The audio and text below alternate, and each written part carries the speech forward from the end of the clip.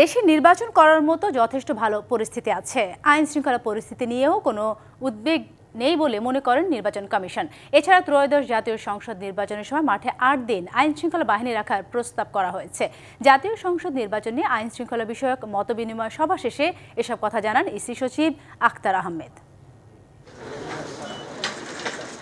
সোমবার ত্রয়োদশ সংসদ নির্বাচন অনুষ্ঠানে আইন শৃঙ্খলা রক্ষা এবং প্রাসঙ্গিক বিষয়ে মতবিনিময় ও প্রাক প্রস্তুতিমূলক সভা করে নির্বাচন কমিশন।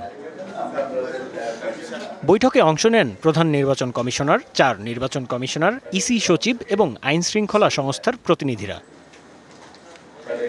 বৈঠক শেষে ইসি সচিব জানান, নির্বাচনে ভোট গ্রহণ কর্মকর্তা, নির্বাচনী এলাকার নিরাপত্তা নিশ্চিত করা সহ আলোচনা হয় বেশ কিছু বিষয়। অঞ্চল, জেলা, উপজেলা পর্যায়ে নির্বাচনী অফিসের কার্যক্রমগুলো আরো সুসংহত করা, সমন্বয় করা, অবৈধ অনুপ্রবেশ, কালো টাকার নিয়ন্ত্রণ, বডি অন ক্যামেরা পুলিশের, এই বিষয়গুলো নিয়ে আমরা মোটামুটিভাবে বিস্তারিত আলোচনা করেছি। নির্বাচনের সময় আইন শৃঙ্খলা বাহিনীর মাঠে থাকার মেয়াদ বাড়ানোর কথাও জানান তিনি।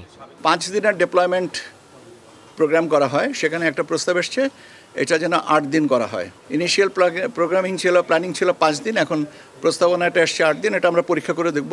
নির্বাচনের মাঠে সেনাবাহিনীর ভূমিকা নিয়েও আলোচনা হয়। তাদের কন্টিনিউয়েশনের পক্ষে আলোচনা হচ্ছে। ইনাইট টু সিভিল পাওয়ার যেটা আছেন, কিন্তু সেটার সাথে আরপিওর সাথে সাংঘর্ষিক যেন না হয় সেই জিনিসটা আমরা লক্ষ্য করব। এদিকে সচিবালয়ে এক বৈঠক শেষে স্বরাষ্ট্র উপদেষ্টা জানান, সুষ্ঠু নির্বাচন আয়োজনে সহায়তা দিতে পুরোপুরি প্রস্তুত আইন শৃঙ্খলা বাহিনী। ট্রেনিংটা হলো ইলেকশনটা ভালোভাবে কন্ডাক্ট করার জন্য যেই সব জিনিসগুলি করতে হবে ওইটার উপরে এইটা। আমাদের পক্ষে ইলেকশন কন্ডাক্ট করা কোনো রকমের কোনো অসুবিধা হবে না, সক্ষমতা তো আছে, এতে কোনো সন্দেহ নাই। সঠিক সময়ে নির্বাচন না হলে দেশ ঝুঁকিতে পড়বে বলেও শঙ্কা প্রকাশ করেন স্বরাষ্ট্র উপদেষ্টা। বাংলাদেশে ঝুঁকির কোনো অভাব আছে?